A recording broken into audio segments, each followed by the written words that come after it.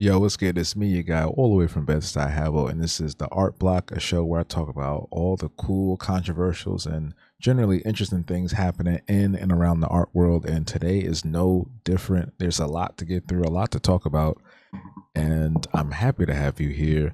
First and foremost, want to start off with some gratitude. I appreciate all of those folks who continuously watch this little podcast of mine every week, and I do love the feedback that I get either in the comments or in DMs and whatnot. So thank you for that. Um, Also, starting off with some unfortunate news, we do have some unfortunate news within the Black community. One of our legends in old school sitcoms, I would say, old school sitcoms, Damon Wilson, aka Lamont from Saffron and Son, has sadly passed away at the age of 79 this week. And I remember watching that show a lot with my dad. Like we have, I think they have maybe 3 or 4 VHS tapes because we used to watch those all the time. We had like at least 3 or 4 VHS tapes, and we would watch it when it would come on. And it was just a funny show. Like I wish I had like the whole series on Blu-ray or something. They probably do have it on there, but like, yeah, Lamont was kind of like the straight man of the show because Red Fox's character, he was always kind of like scheming and doing something weird or funny or whatever the case may be. But rest in peace to Damon Wilson, and prayers to his loved ones and his family.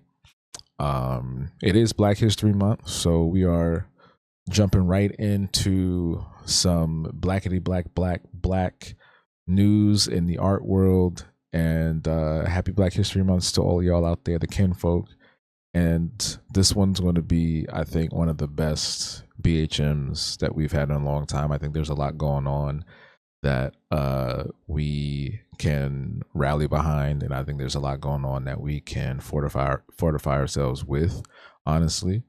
So first things first, and just so you know, it's going to be a transition between me talking here and then you'll see some visuals of me drawing something as well, depending on how I'm feeling. It may be more frequent back and forth, or it may be like a whole sequence is just live drawing or whatever. I'm still working out the kinks of how I want to do solo episodes, but um either way, you're gonna like it. So this is from the Black Art magazine, and this is the NBAF Artist Project Fund. Excuse me. This is for the National Black Artist Festival Artist Project Fund. That's like the whole thing. um, it's a cash award of $2,000 paired with an artistic development cohort for Metro Atlanta artists who need support to complete an ongoing project. So this cycle goes through 2026, and they will support up to 10 professional artists with that $2,000 award. And I believe the deadline here, it says, is application deadline is February 16th, 2026 at 6 p.m. So if you are a Black artist in the Metro Atlanta area, apply to this right now. The only requirements they have is that you need to be 21 years old, you need to reside in the metropolitan Atlanta area, obviously, and you have to be a working artist. Students are also eligible, and then also have a project that's in progress that needs additional funding. So if you hit all of those criteria, apply. I will put the link in the description below. Again, the deadline for this is February 16th. Go get on that ASAP. As soon as you see the link in the description, when you scroll down, apply immediately. Immediately. I think it's really important for us to get active in that sort of space as Black artists, because we know that we are criminally underserved, and we are criminally underappreciated. Yes, there are exceptions to the rules. We do have some incredibly talented, incredibly famous, and incredibly wealthy artists out there, like your Kara Walkers, your Amy Sherrills, your Kehinde Wileys, and so on and so forth. But those are exceptions to the rule, and oftentimes Black artists, especially those who are still finding their way, it's a little tedious to navigate these spaces without the proper guidance and funding and whatnot. So definitely apply to that. And I will be putting out some of my own newsletters very soon as well in regards to artist opportunities. In addition to that, I do plan on doing more Afro Visionaries workshops, grant writing workshops, creative circles, and whatnot for the month of February. So be on the lookout for that. But the next thing I wanted to touch on here, this is also from Black Art Magazine. And it seems that Chicago has got some great things coming down the pipeline for 2026 at the Griffin Museum of Science and Industry. So the Black Creativity 2026 is already in motion at the Kenneth C. Griffin Museum of Science and Industry in Chicago, and it's anchored by the it's anchored by the Black Creativity Juried Art Exhibition, which is now on view through April 19th, 2026. So if you are in the Chicago area and you're near the Griffin Science Museum the Griffin Museum of Science and Industry, head over there immediately and check this out. They have some amazing and incredible work here. I'm looking at right now. I wish I was in Chicago, honestly. This is not something you see every day. This is not something you see in such a beautifully curated space like this. And it seems that they have some events stretched out for the month of February. So it looks like there is a career showcase on the 14th. There's a Bessie Coleman Flight School Curiosity Day Camp on the 16th. There is a Black Creativity Gala on the 21st. And then there's a Creativity Night Out on March 20th. So, hey, you got a busy look. You got things to do in Chicago. You don't know what to do. You got these things right here. Support the Black art community. Support Black artists in general. And if you want to network, this is a great opportunity to find some other folks that are either collectors, curators, and other, folks that enjoy creating and connecting with creators. It's really important to do that. A lot of the times we see people, I feel like I'm going on tangents every time I talk about something, but that's the point of the podcast, right? It's unscripted. But I feel like a lot of times artists in general, not just Black artists, we are networking the wrong way, where sure, you connect with other artists, you connect with some painters, some illustrators, sculptors, dancers, photographers, things like that, but also connect with people who are not those things. Connect with someone who is a gallery owner, a curator, someone who collects art. Those are the people that are going to be funding you, because if we're networking with a bunch of artists, 9 times out of 10, we're all going to be struggling, or we're all trying to find the same thing, which is funding and opportunities. So at the end of the day, I think it's really important to kind of broaden your scope of what your network is when it comes to the art world. But that's something for a later video and a later time, because I don't want to get too deep into that, because there's a lot to talk about today, a lot to get through, and there may be moments where I might have to pause to get a little sip of water, because my throat be getting dry. It's that cold air, son. It's brick, yo. It is literally, I think yesterday it was like -2 at night. Earlier today it was 6 degrees. I don't know what the temperature is right now, but it's brick. It's brick outside, bro. It's beyond brick at this point. It's cold as hell, bro.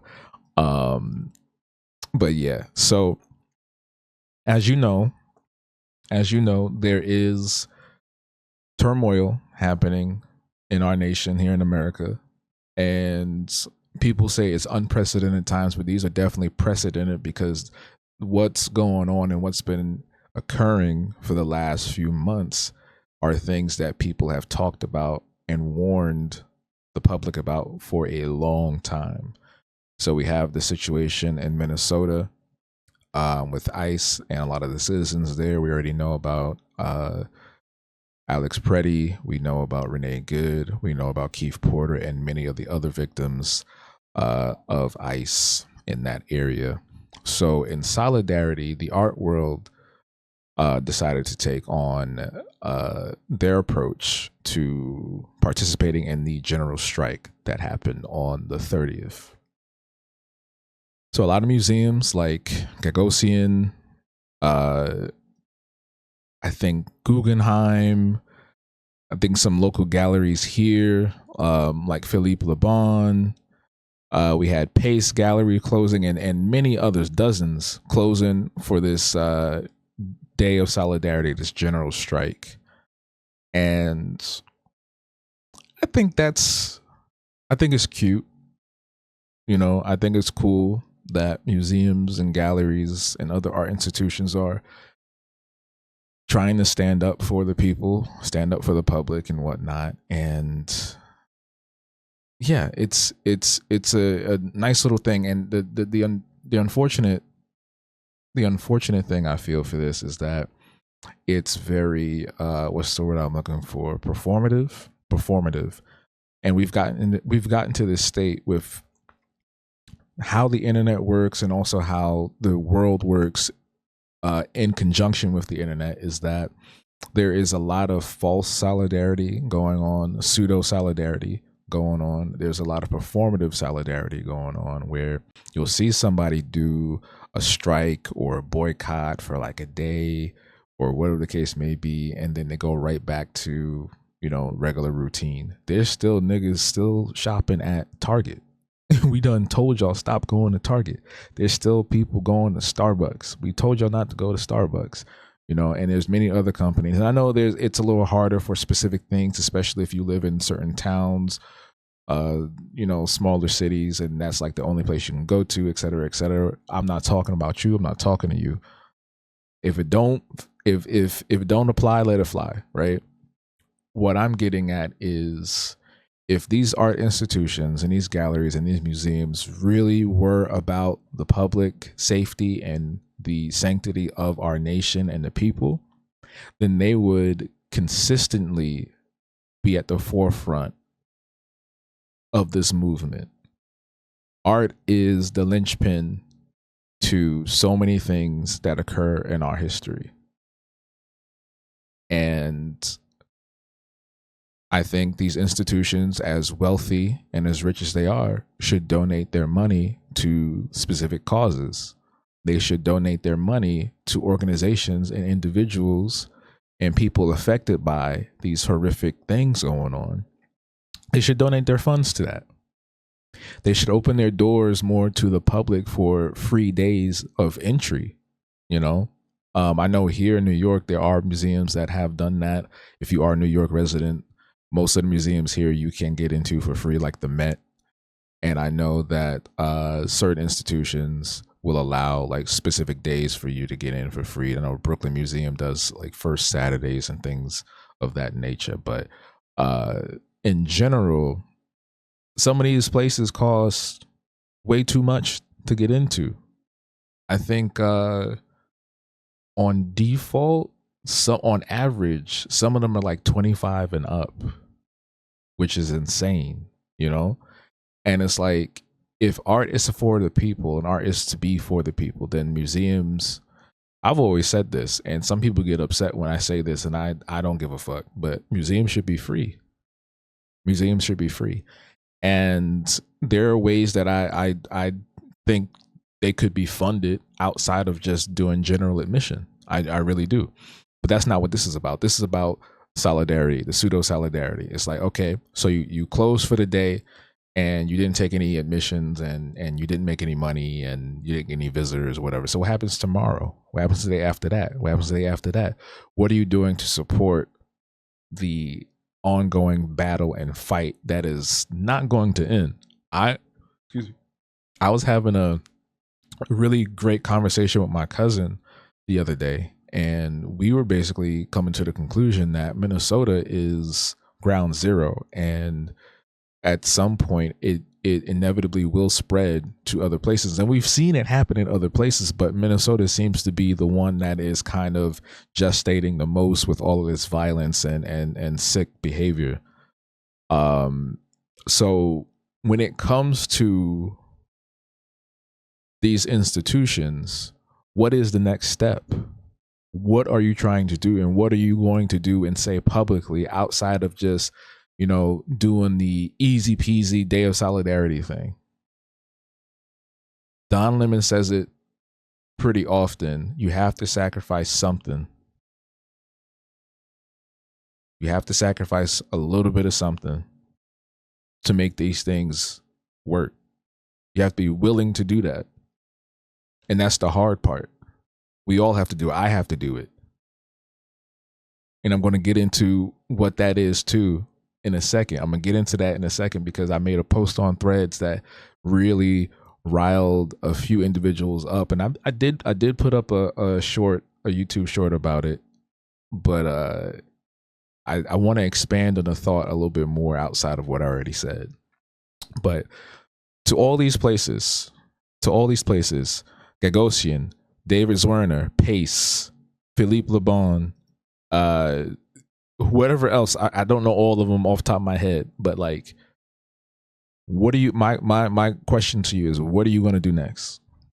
What is the next step for you? What is the next step for us collectively as a people, as an art community? What is the art community going to do or provide in this context? That's all. And we need to do more in general outside of these random ass like days of like a day of boycott is not going to do anything. The Montgomery bus boycott didn't last for a day. You get what I'm saying? It's going to take more than that to really make some strides, and it's going to take a lot of sacrifice and risk when it comes to that. There are artists and many folks in Minnesota going outside in like 10-degree weather, putting their bodies on the line to protest, to march, to make a statement. You get what I'm saying? That's not going to be everybody's move, but that's an example of what needs to be done in order for us to make progress, real progress. Like, yeah, we can make the posters, we can make the buttons, we can make the stickers, the flyers, and all that stuff. But at the end of the day, it also takes a little bit of extra step, And again, everybody has their limit in their capacity. I'm not saying you gotta be the one that's outside like Rambo every single day. But think of some ways that you can go the extra mile and give a little bit more than you typically would, if you get what I'm saying, right? And again, we all have to think like that. And that goes directly into, and I may come back to this in a second, but it goes directly into what I've been talking about the last couple of days when it comes to artists who want to profit off of revolutionary acts. Artists who want to profit off of resistance. What are we really doing with our mindset these days if all we're thinking about is money, generating money? And I know there are people who struggle as artists. I struggle as an artist. I've struggled, I've not struggled, and I've struggled again. It's a ebb and flow sometimes, right? It depends on what's going on. It can happen to anybody. It can happen to anybody at any point. So I'm not sitting here like I'm on a high horse or nothing like that, right? I'm not gonna talk down to anybody. However, I do think it's important to make a distinction between volunteering our time and effort and sweat equity and actually making profit from the other things that we do. You should not be putting all of your first of all, you shouldn't be thinking about making money at all when it comes to resistance and revolutionary work. The fuck? Like, what's wrong with you? And most of the people that commented were white. There was a few black people that said some things or quote retweeted or whatever you want to call it on Threads. But I think about our ancestors, our forefathers, the folks that fought for our liberation and freedom through many different struggle movements, through armed struggle, through sit-ins and starvation, not starvation, but yeah, hunger strikes is what I wanted to say. Bus boycotts, financial boycott, all these different things, all these different movements. And artists did exist throughout all of these things. And one thing that I've always noticed, and I don't know, correct me if I'm wrong, but when artists create things that are for the attention and the exemplification of an important subject, of an important struggle, of an important fight that's happening within a country, they don't take money for doing that. If you do charity work, you don't take money for doing that. You don't raise funds. You don't raise funds to help somebody and then also want to pocket off of that. What is wrong with you? If you think that, what is wrong with you? If that makes you upset, again, like I said in the short, you may need to rethink what it is that you're doing as an artist, and you may need to rethink how you're operating as an artist. And I will make a video on how to generate pocket change or extra income, but it should not be that you're making a resistance bird sticker and you're taking that money for yourself. That money should go to the organizations that are working diligently on the front lines. That should go to the people who are legitimately suffering and don't have anything, all right, that have lost their homes, who have been taken from their homes, who are in detention camps, who need lawyers, who need funding for lawyers, who need all kinds of resources. That's who the money should go to. If I were to do, let's say, a bunch of illustrations and prints centered around what's going on in Minnesota, if I were to sell that stuff, all the proceeds would go to the organizations in Minnesota that are doing the extra legwork. It's not that hard. It's basic math. It's basic math. Honestly, I'm not trying to raise my voice because it's late over here. But like, let's be for real, bro. Let's be fucking for real. Let's be fucking for real. Like, let's be fucking for real.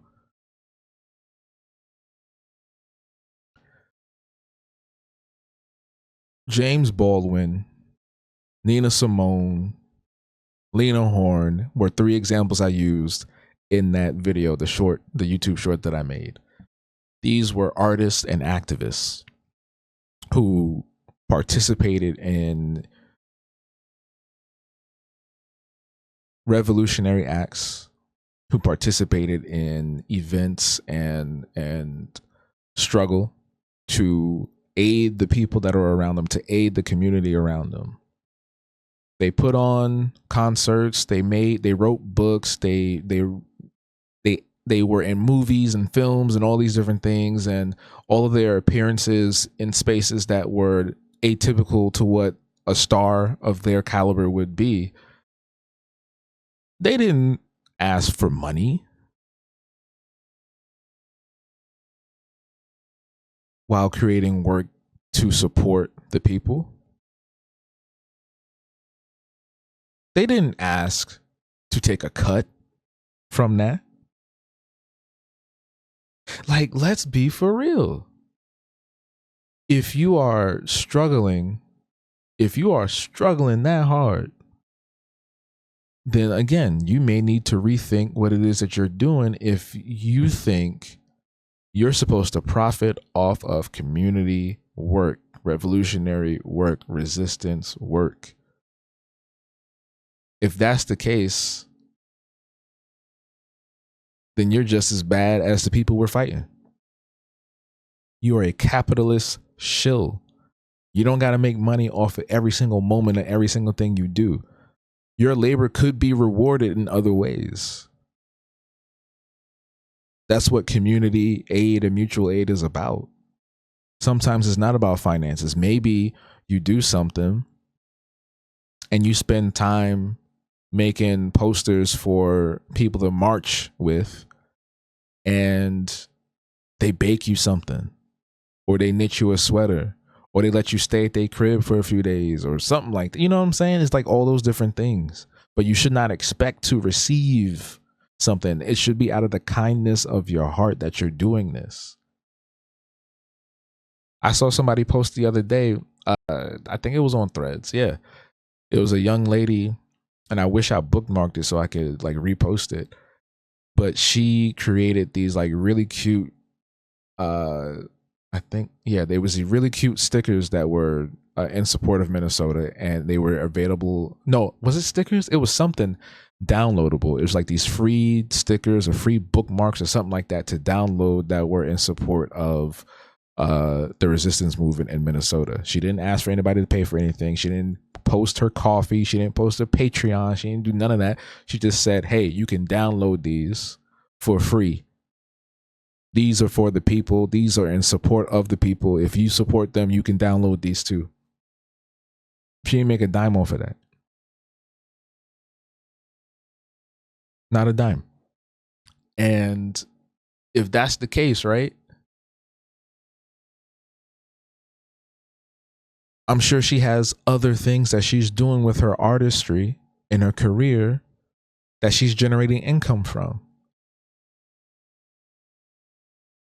So for me, if I do something similar, I've got my Patreon, I've got YouTube, I've got commissions, I have my workshops that I teach.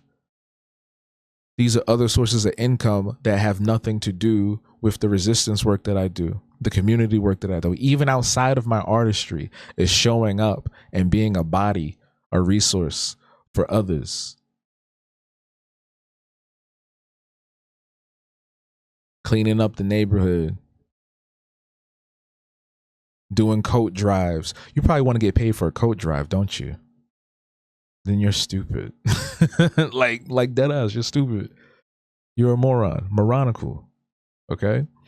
And I just think it's so sad that there are people out there that believe what they're doing deserves some sort of profit, and that they deserve compensation. Compensation in these volunteer spaces is a blessing.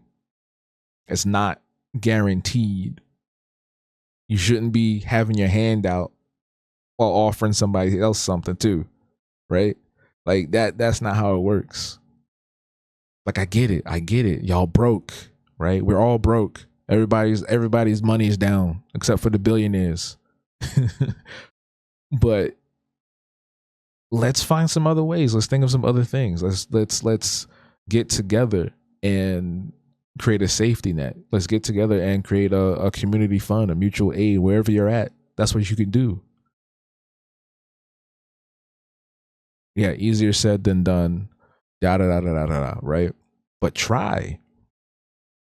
Half these motherfuckers won't try. They just want to complain.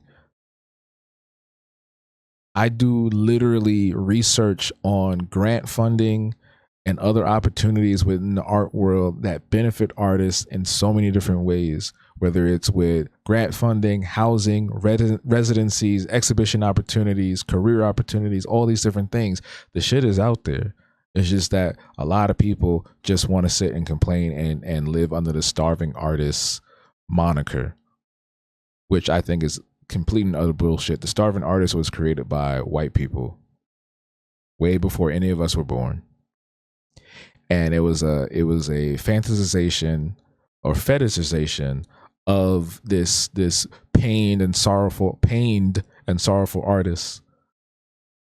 And like that's not how it is. And that's not how it should be.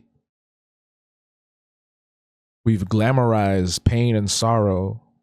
We've glamorized this whole thing of like, woe is me, I'm downtrodden and I'm misunderstood and I'm so like, it's like, no,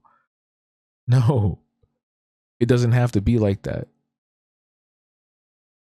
There are so many conveniences and opportunities and resources out there at your fingertips, and there's no excuse for you to sit down and be rocking in circles going, woe is me all day. and getting mad for being called out for being a greedy asshole. Because that's what you are. Because that low-key gets me tight. The fact that you would think to do something for the community and then expect payment. Like, are you dumb? You gotta be. You gotta be to think that. That is absurd. That is absolutely absurd. You think all these artists out here, do you think Jane Fonda? Y'all know Jane Fonda should be out in the streets for real, for real. You think Jane Fonda is thinking about money when she's outside protesting with the people and getting arrested and doing all these things to draw attention to what's going on? No, she's using her body. She's putting her body on the line to show that, like, hey, there's some fuck shit going on in our country. And she's not the only one, right? Like, not saying that, and again, we're not Jane Fonda, and we're not Mark Ruffalo, and we're not what's her name with the hair? What's her name with the hair? No, Tatiana Maslany. That's what I'm thinking about. They are rich, right? They have a certain level of wealth, and that's obviously understandable to be like, hey, I'm not one of them. At the same time, they are still risking something. Speaking out against the state of Israel, speaking out against ICE, speaking out against the regime, that could lead to being blackballed in the industry. That could be you losing opportunities for projects that you were signed up for. That could be brand deals out the window. It could be a lot of things.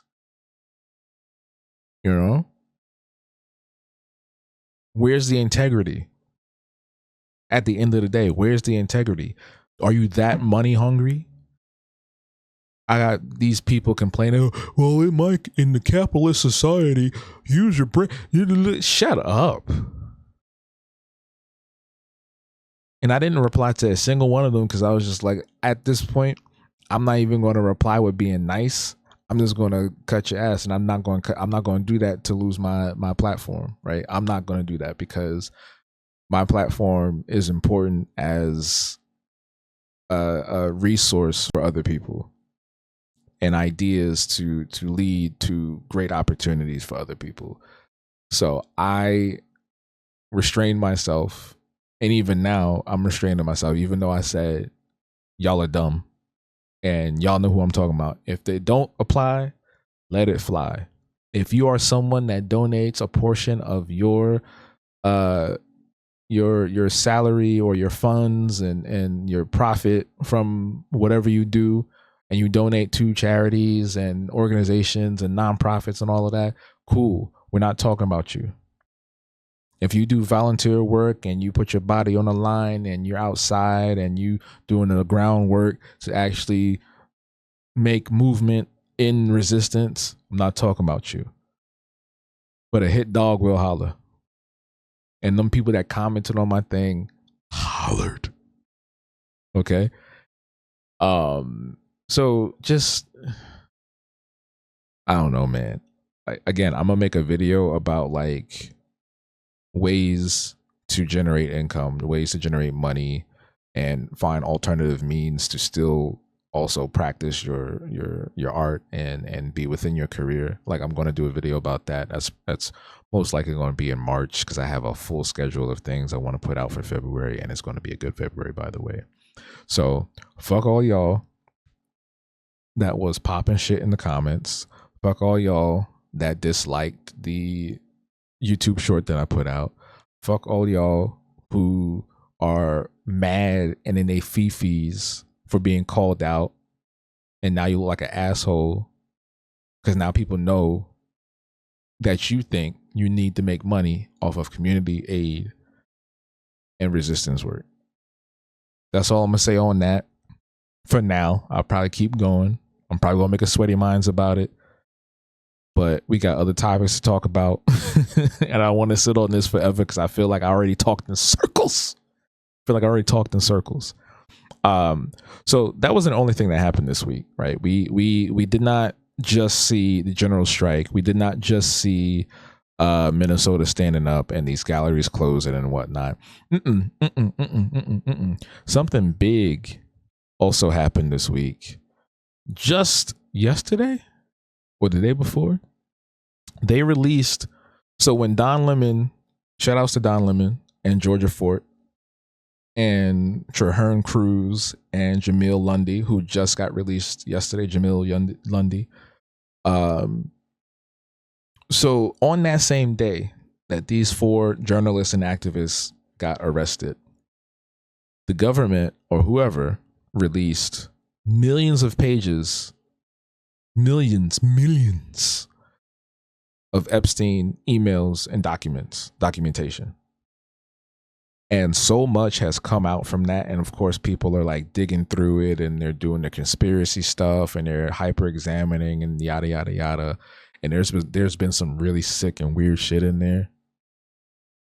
But one thing that came across my feed was the fact that Jeffrey Epstein has definitely put some money into institutions in the art world. Most notably, the Met Costume Institute. So this is an article from Art News posted on January 30th. It's titled, Newly Released Jeffrey Epstein Files Show $5,000 Donation to the Met Costume Institute. So on Friday, as this reads, the U.S. Department of Justice publicly released over 3 million additional documents related to Jeffrey Epstein.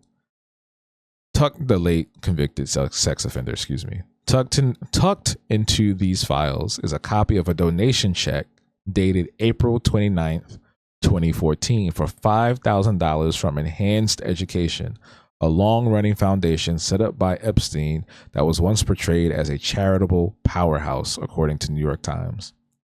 The recipient of the donation, none other than the Metropolitan Museum of Art, with the amount earmarked to the Costume Institute benefit, otherwise known as the Met Gala. The documents released Friday are the second tranche of files released under the Epstein Files Transparency Act, which was signed into law by President Donald Trump in November, which he's in, by the way. While Epstein is known to have moved through elite circles in the art, political, and entertainment worlds that are often represented at the gala, he has never been reported as an attendee or donor to the event. Epstein was a prolific donor to various politician organizations and universities, with his donations to Harvard and the Massachusetts Institute of Technology of $9.1 million and $850,000 respectively, coming under particular scrutiny in recent years. Epstein also served as a board member of the New York Academy of Art from 1987 to 1994. And as of right now, no one from the Met has spoken out about this, but I do find that interesting. And I wouldn't be surprised if other institutions have taken some of his money as well, taken some donations as well. And it's so fascinating to see, fascinating in a freaky way, because this dude has touched, like this article just said, so many industries. He's had his fingers in a lot of pots. And I hate to imagine how deep it goes and who he's connected to and how many institutions are even around because he may have donated to them. And it's like, I don't even know how to feel about that, right? Because I am grateful for museums. I am grateful for the fact there are so many in New York alone, right? I'm grateful for the fact that there are so many opportunities for artists to exhibit their work because of new additional wings being put in or renovations taking place. And it's like, but at what cost? What is the integrity of it if we are aware of where the money is coming from or who it is coming from, you know? And I see there's something else here, because I saw this also on Art News and it said Leon Black, and it made me think, I was like, Leon Black, like from Curb Your Enthusiasm? No, it's another completely non-black dude named Leon Black, and this this reads Leon Black's extensive art collection seemingly revealed in Jeffrey Epstein files. Now, I don't know what this would intend. I don't know if this means that they've been dealing art, but we can read a little bit of the article here and see what they're talking about. So the document does not name Black, a trustee and former member chair of the Museum of Modern Art. His connections to Epstein, a convicted sex offender, fully came to light in 2021, resulting in him not seeking re-election as the chair. At the same time, several high-profile artists called for his removal from the board altogether. But the document does state these artworks by artists ranging from Michelangelo to Picasso belong to entities labeled Narrows and AP Narrows. The New York Times previously reported that the Narrows holdings and AP holdings are corporate entities operated by Black. This document is dated to 2017 and contains many artworks listed on another document featuring valuations by Sotheby's, which we'll be talking about in a second, Sotheby's, from 2013. The document with the Sotheby's valuations named institutions stewarding some of them alongside Black. By cross-referencing those museums' websites, Art News was able to establish that the artworks in questions are owned by Black. So I'm going to scroll down here and see what this means in regards to Epstein, because I'm not seeing anything else for that. This might have just been like a buzz title article, whatever the case may be. Okay, so it looks like it says here, Black and Epstein were both work associates and friends, with Epstein providing financial services to Black, who at the same time was a CEO at Apollo Global Management. They always got some like ominous sounding names. The investment firm he has since departed. Previously released files suggest Epstein was involved in Black's attempts to buy art, allegedly even liaisoning with Gagosian to purchase a Picasso for him. Having previously attempted to downplay his ties to Epstein, Black agreed to pay a $62.5 million to the Virgin Islands government to settle all Epstein-related legal claims in 2023. And there's a list here. Oh, there's actually a list. So I'm going to post, again, any article or news that I bring up, as I said, will be in the description below. So if you want to see this, it's a huge list. Huge list of artwork that are part of these files here, it looks like. Oh my God. The money that's going through here. We're looking at 15,000, 15 million, 11 million, 80 million. We've got like Picasso's, Van Gogh's, Michelangelo's. We got a lot of, wow. This is insane. This is insane, bro. Matisse. We got Matisse in here. Jackson Pollock. No Black artist though. Notice that. And ain't no Black people in the files either, aside from Cosby, I think. I haven't seen like all the news, but no, this is wild, man. And this thing goes on and on. There's like hundreds of how many pages is this? I don't even know how many pages this is. It just keeps going. I'm at page 15. It's okay. So at the end of it all, I scrolled down. There's 48 pages of all the artwork that AP Narrows Holdings and AP Narrows. So it's AP Narrows and Narrows. It's two separate ones that were purchased. All these artworks were purchased, and these are connected to Epstein and Leon Black, who was the former chair of the Met Gallery. Just for clarification, this is wild, bro. This is wild. We really need to restructure the entirety of the art world, man. It's disgusting, the kind of money and the kind of people that run through it. I ain't gonna hold you, bro. This is insane. Oh, I'm closing these tabs by accident. I gotta go back to them later on. But speaking of Sotheby's, another really interesting topic. So apparently Sotheby's is trying to transition into a financial institution rather than be an auction house. This is also from Art News. This was posted on the 29th, January 29th, so very recent.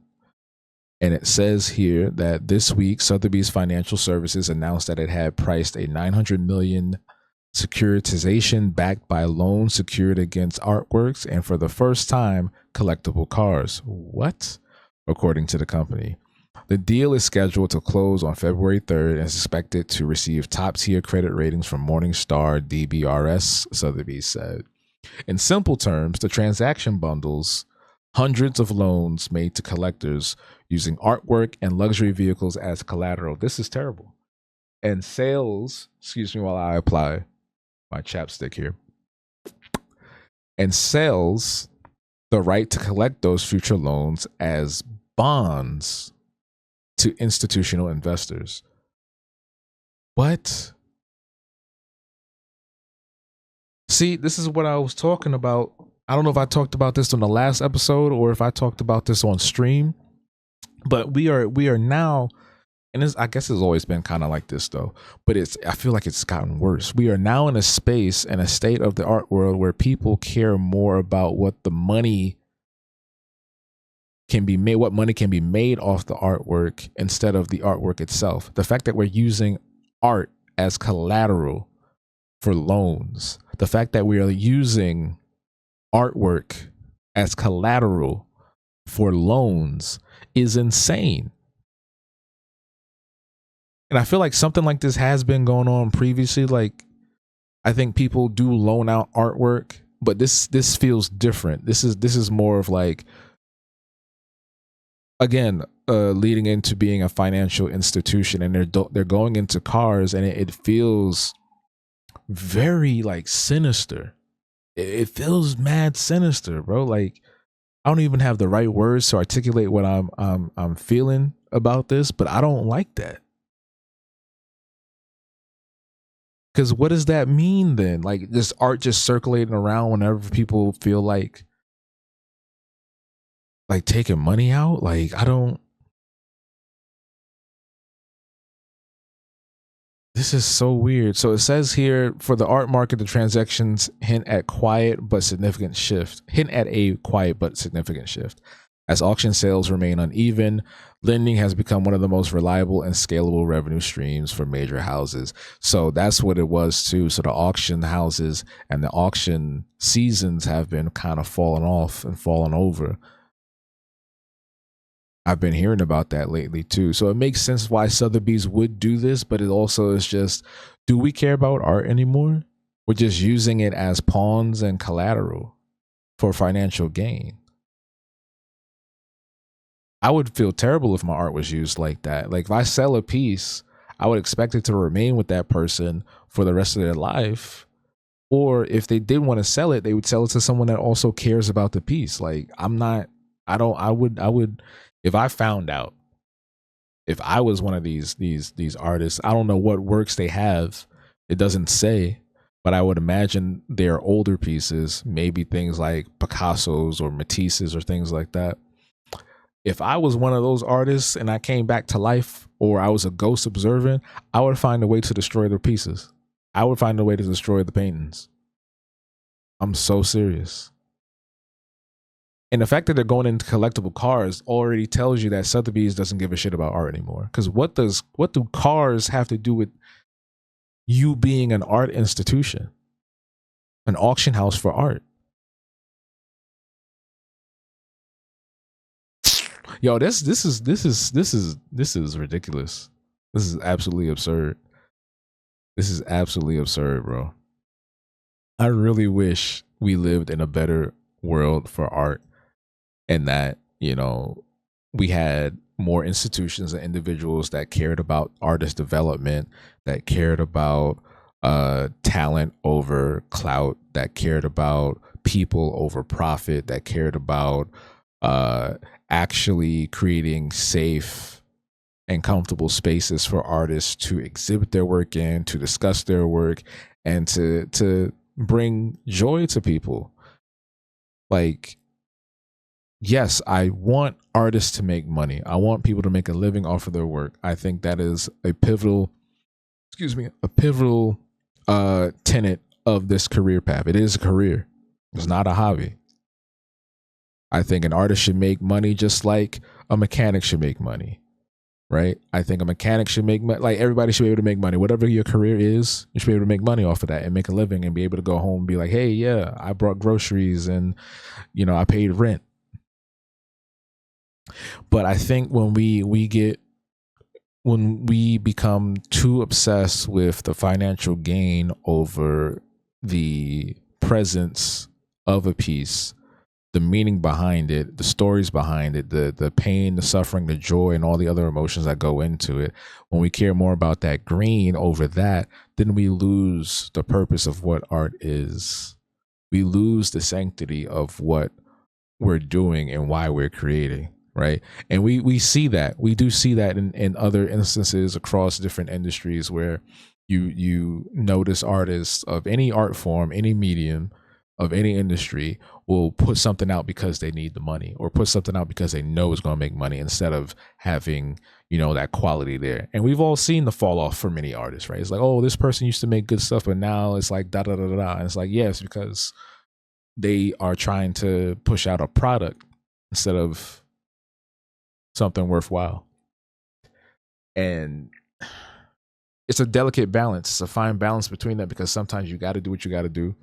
I know George Orwell. I remember seeing a lot of things about him where he did voiceovers and commercials because he needed to make, ends meet. And, his art wasn't really popping off like that. So like, it's a delicate balance, and it's a weird thing that you have to figure out, and everybody's is different. But I don't know. I just feel like this move that Sotheby's is doing is really strange. And I would hate to see that kind of be mimicked by other institutions, smaller institutions, or even like local people here. Like I already can tell just by like how art parties have blown up within the last like 10 years or so. I just Yeah, I just feel like it's going to be mimicked in the worst way possible, and we're going to start to see this possibly become a trend that's going to be detrimental to uh, all of us. At the end of the day, I don't think it's a good move. I mean, I'm speaking from a different perspective. I'm not a billionaire. I'm not a millionaire. I'm not, somebody that is. And even if I was, you wouldn't know. But I'm not somebody who is like money obsessed and fiending to just like, what I'm saying, come up with schemes or whatever. Like I do genuinely want to make art for the sake of making art, and I want to be around people that do the same, and I want to be with organizations that feel the same way as well, especially those that avoid using generative AI, you know. And with that becoming so much more prominent, I do fear that we are heading into some dangerous territory alongside the things that we're seeing with institutions like Sotheby's. And I don't know, like going back to the whole integrity thing, like I turned down, I talked about this, I think, a few times already, but I turned down being part of a really cool exhibition, an outdoor exhibition, because the flyer for the exhibition was made generative AI. And I don't want my likeness, my work, and what I do associated with that. I don't. Like, generative AI is not the wave. Generative AI is not a flex. In fact, I think that's lazy for you to be an artist, to actually be an artist and use that instead of either making a flyer yourself. Whatever happened to like DIY and ingenuity and trying to make the best of what you got? Whatever happened to that? Like motherfuckers used to make zines all the time. Y'all remember that? Like you remember growing up and you would make like little flyers and you would cut things out and you would do like the little ransom note letters and things like that. Like everything that I do is hand drawn. Like this little box that I'm in is hand drawn. The thumbnails that I do that myself. Everything I do is made with these two hands and this brain.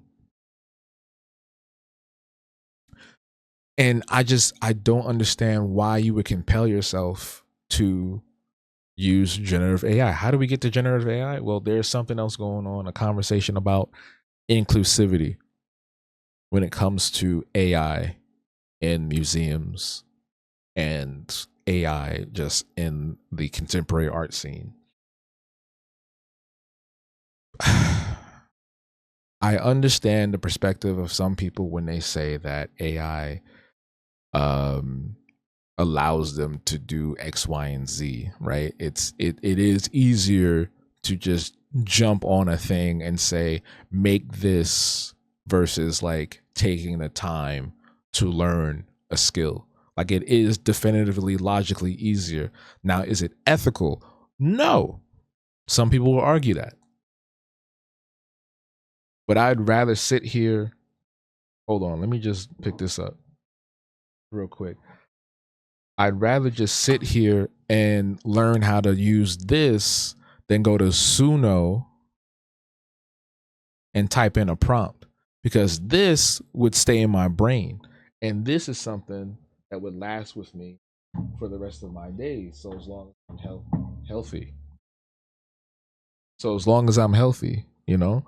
And I think it's fun to learn things. Whatever happened to learning things? Whatever happened to, again, the DIY nature of art? Whatever happened to figuring it out?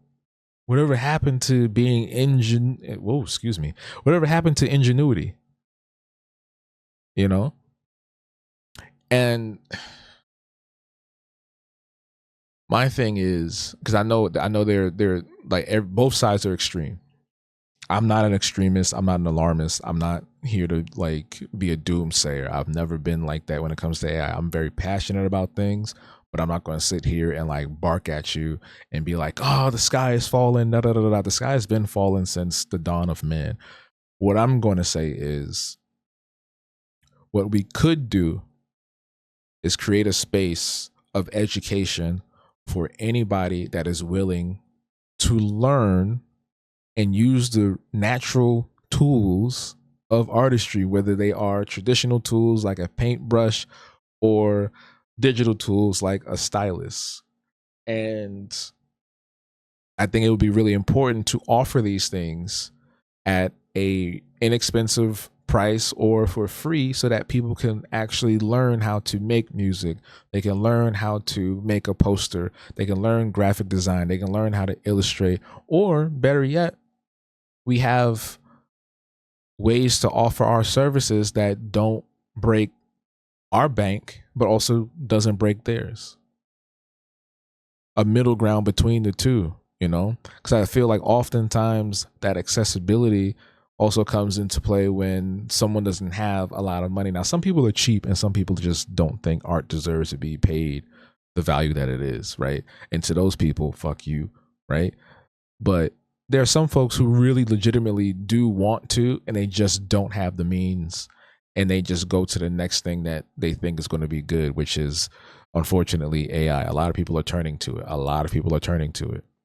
And a lot of people in my community are turning to it, and I'm doing my best to pull them away from that. And that's what I'm going to be doing for the rest of my days, because we need to understand that generative AI is harmful to the environment, and a lot of what these companies are doing aren't the best things. I know you're going to sit here and be like, "Oh, but Microsoft and Sony and Dell," and it's like, yeah, okay, we get it. Everything is bad, but we got to start somewhere. And I do believe that the immediate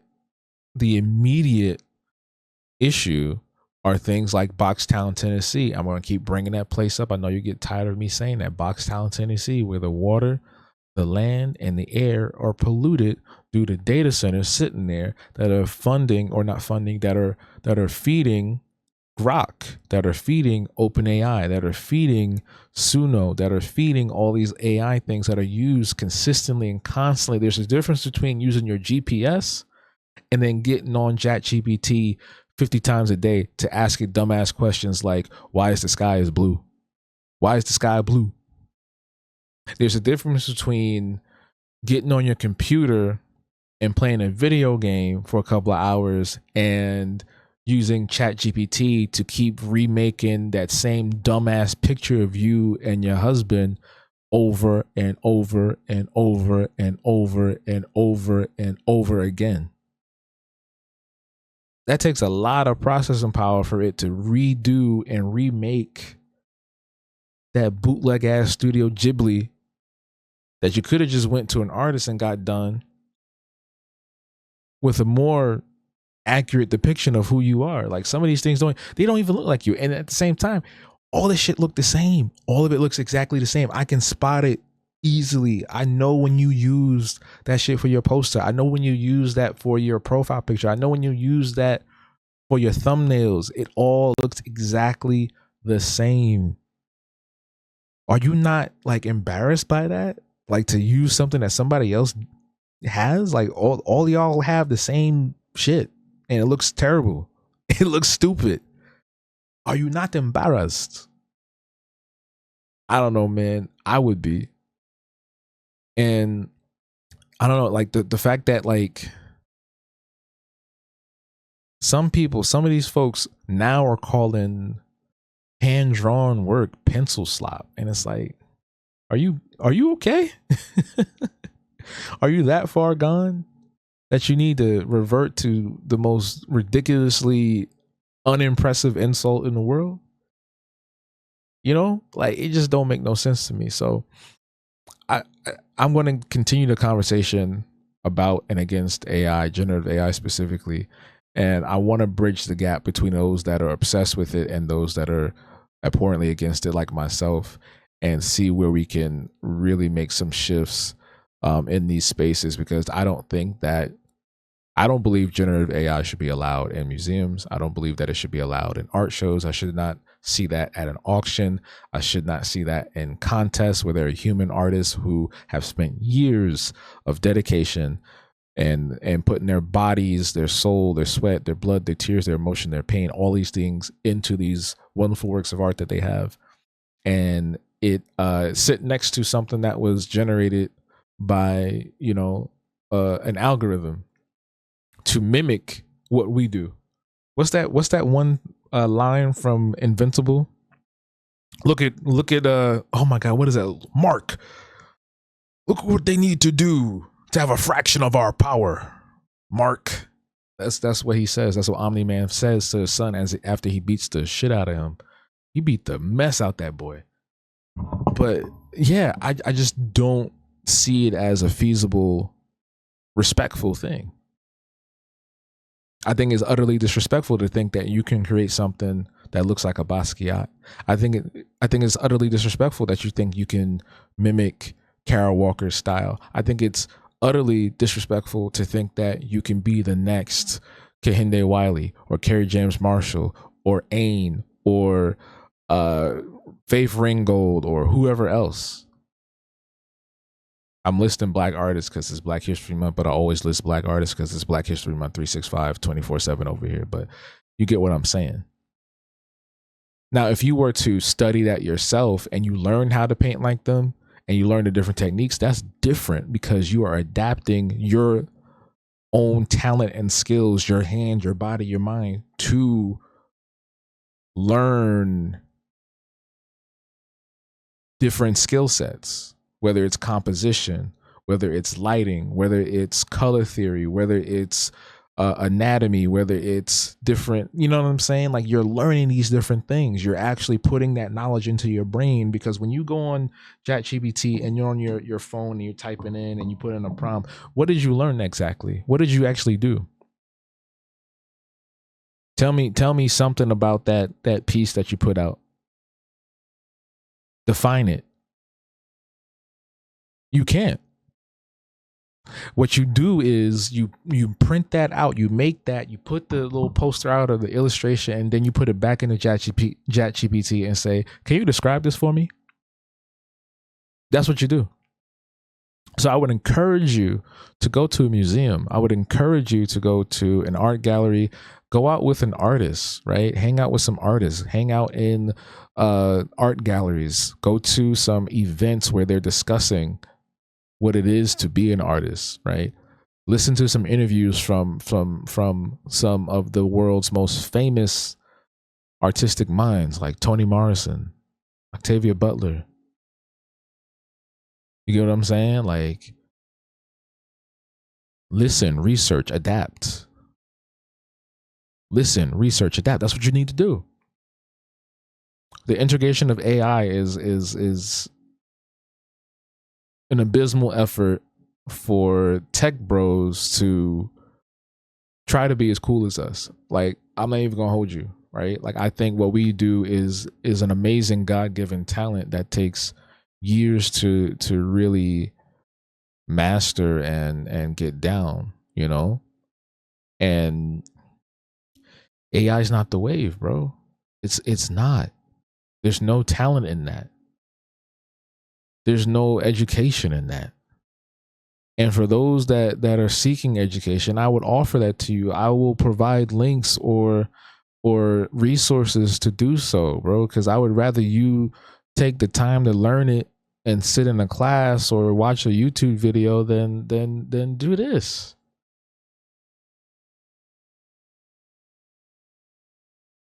And if you are an artist like that is using it, like, what the fuck are you doing, bro? If you don't know how to animate, pay an animator or try to learn. I'm learning how to animate, bro. My squiggle visual animations, they're simple, but I'm learning. Because I want to take the time and it's really exciting and it's fun. You putting your thing in like whatever AI program or app to get it to move and bob its head like this, it looks stupid. It looks absolutely stupid. And you should be ashamed of yourself. And anybody that will buy that from you or fund you for that, they're an idiot too. I'm sorry. I'm not certain things I'm not going to sugarcoat no more, bro. I'm just not. I'm just not. We are already at like an hour. There was some other stuff I wanted to talk about with black art culture. Like, there is congratulations to the new, what is her name? Excuse me, y'all. Congratulations to Cornelia Stokes for being appointed the role of assistant curator of art of the African diaspora at SF MoMA. That's what's up. Shout outs to her. There's like a few other things I wanted to talk about, but we'll do that throughout the month, right?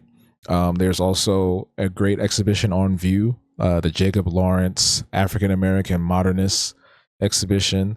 It's a retrospective that is at excuse me, where is this at Kunsthal Kade, Kade. Yeah, it's in Europe for some reason. Why is it in Europe? It should be here. Why is it in Europe? But yeah, I wanted to go into that. There's another one. There's a Nigerian modernist exhibition going on at Tate Modern, so y'all should check that out as well. Again, links will be in the description. And